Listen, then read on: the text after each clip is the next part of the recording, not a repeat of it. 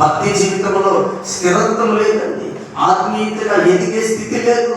ఒకరిని బట్టి దేవుని నామము ఈరోజు దూషించబడే స్థితిలో ప్రతి మనుషుడు ఎదుగుతూ ఉన్నాడు. కానీ దేవుడి నామానికి ఘనత తెచ్చే బిడలుగా, ఆకాశంలో జ్యోతుల వలె ప్రకాశించే బిడలుగా జీవించలేకపోతున్నారండి. ఈరోజు దేవుడికి స్తోత్రం చెప్తామా?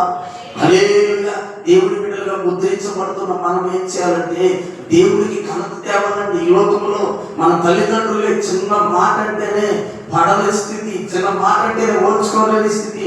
మా కడుపులో నువ్వు ఎందుకు పుట్టావు, ఈ స్థితిలో నువ్వు ఎందుకు ఎదుగుతున్నావు, మమ్మల్ని ఎందుకు ఈ రీతిగా పాడు చేస్తున్నావు అని తల్లిదండ్రులే బాధపడతారే. ఆయన రక్తంలో కడగబడి ఆయన బిడ్డగా ముద్రించబడి ఈరోజు ప్రకాశించబడుతున్న నీవు ఎలాగా ఈరోజు ఆరిపోయిన స్థితిలో ఉన్నావా? అగ్ని చేత మండించబడి దేవుడి కృపతో, దేవుడి ఆత్మతో నడిపించబడుతూ ఉన్నావా? ఎలా మన ఆత్మీయ జీవితము కొనసాగుతుంది?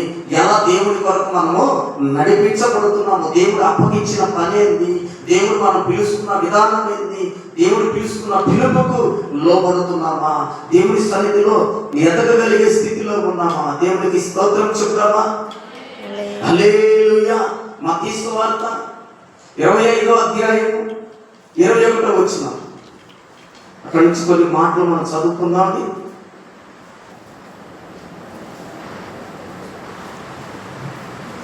మత్తయి సువార్త 25:21.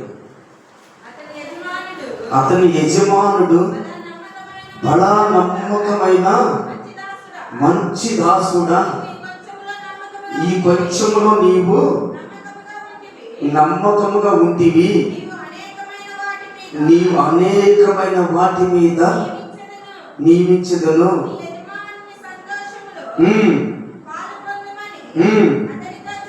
అతనితో చెప్పాను. దేవునికి స్తోత్రం. హల్లెలూయా. ఎందుకంటే యేసుక్రీస్తు ప్రభువారు ఒక పరలోక రాజ్యాన్ని సూచిస్తూ కొన్ని మాటలను అక్కడ మాట్లాడుతూ ఉంటాడండి. ఎందుకంటే ఒక యజమానుడు ఈ దేశం నుంచి ఇంకొక దేశానికి వెళ్ళేటప్పుడు అనేక మందికి పని అప్పగించినట్లే ఈరోజు మన దేవుడు మనకి పని అప్పగించాడు. అక్కడ ఏం చేస్తున్నాడంటే ఒక 3 వ్యక్తులను ప్రభు పిలిచి ఏం చేస్తున్నాడంటే ఒకడికి 5 తలంతులు ఇచ్చాడు, ఒకరికి 2 తలంతులు ఇచ్చాడు, ఒకరికి 1 తలంతునే దేవుడు ఇచ్చాడండి. దేవునికి స్తోత్రం. హల్లెలూయా. 5 తలంతులు తీసుకున్నవాడు మరి 5 తలంతులు ప్రభు వరకు సిద్ధపరచగలిగాడు. 2 తలంతులు తీసుకున్నవాడు మరలా 2 తలంతులను సిద్ధపరచగలిగాడు. 1 తలంతు తీసుకున్నవాడు ఏం చేశాడో తెలుసా? ఏం చేశాడంటే ఆ తలంతుని మట్టిలో పాతి పెట్టి ఆయన వస్తే మళ్ళీ మనకి ఇచ్చిన తలంతుకి ఎంత అడుగుతాడో, ఎలా చేస్తాడో, ఆయన అన్యాయంగా వసూలు చేసేవాడని దాన్ని మట్టిలో పాతి పెట్టాడండి. ఎందుకంటే 5 తలంతులు తీసుకున్నవాడు మరలా 5 తలంతులు సంపాదించినప్పుడు బడా నమ్మకమైన మంచి దాసుడా, అంటే దేవుడు మనిషికి వచ్చి ఒక కృపనిస్తాడండి. మనిషికి వచ్చి దేవుడు ఒక తలంపునిస్తాడు, మనిషికి వచ్చి ఒక ఆలోచన ఇస్తాడు. దేవుడు మనకిచ్చిన తలంతులు మనము వాడబడాలి. అది ఏ తలంతైనా, అది ఏ కృప అయినా. ఇప్పుడు వాయించే కృప ఉందా? దేవుని సన్నిధిలో వాడబడాలి. పాటలు పాడే స్వరాన్ని దేవుడు నీకు ఇచ్చాడా?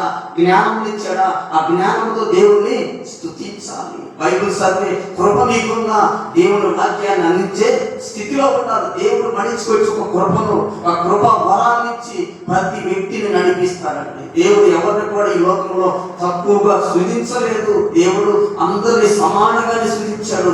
వారి జ్ఞానాన్ని బట్టి, వారి వివేకాన్ని బట్టి దేవుడు నడిపిస్తూ ఉంటాడు. దేవుడికి స్తోత్రం. హల్లెలూయా. ఇక్కడ 5 తలంతులు తీసుకున్నవాడు ఆ పరలోక పట్టణంలోకి ప్రవేశించడానికి నీతి క్రియలను సూచిస్తుందండి తలంతులు. ఎందుకంటే 5 తలంతులు తీసుకున్నవాడు మరి 5 తలంతులు సంపాదించి అక్కడ పెట్టాడు. మరి ఈరోజు దేవుడు నీకు కృపనిచ్చాడు, నేను రక్షించుకున్నాడు, నీకు మంచి స్వరములో ఇచ్చాడో, లేకపోతే మంచి ప్రార్థన ఆత్మనిచ్చాడో, ఏది ఇచ్చినా నువ్వు దేవుడి పనిలో వాడబడుతున్నావా? దేవుడి కొరకు నువ్వు జీవించగలుగుతున్నావా? దేవుడి సన్నిధిలో నువ్వు నడవగలుగుతున్నావా? మొదట్లో ఉన్న భక్తి జీవితము, మొదట్లో ఉన్న పునాది ఈరోజు నువ్వు స్థిరపరచుకున్నావా? లేదా పునాది కదిలించబడుతూ ప్రతిరోజు స్థిర మనస్సు లేక, స్థిర ఆలోచన లేక, స్థిర గురి లేక నలిగిపోతూ ఉన్నావా? మా దేవుడు అంటున్నాడు, క్రీస్తు అనే బండ మీద నీవు పునాది వేసినట్లయితే అది సుడిగాలొచ్చినా, జడి వానొచ్చినా అది కొట్టివేయబడటానికి వీలు లేదండి. ఏ స్థితిలో నీవున్నా నా దేవుడే కాపుదలను, భద్రతను, కృపను అనుగ్రహించి నడిపిస్తూ ఉంటాడు. దేవుడికి స్తోత్రం, హల్లెలూయా. ఎందుకంటే ఆ తలంతులు తీసుకున్నవాడు మరి 2 తలంతులను, 5 తలంతులు తీసుకున్నవాడు 5 తలంతులను ఏం చేశాడు? సంపాదించాడు, పెట్టాడండి. దేవుడికి స్తోత్రం చెబుతామా? హల్లెలూయా. అక్కడ తలంతు అనగా కింద ఫుట్ నోట్ ఒక మాట ఉంటుంది చూడండి.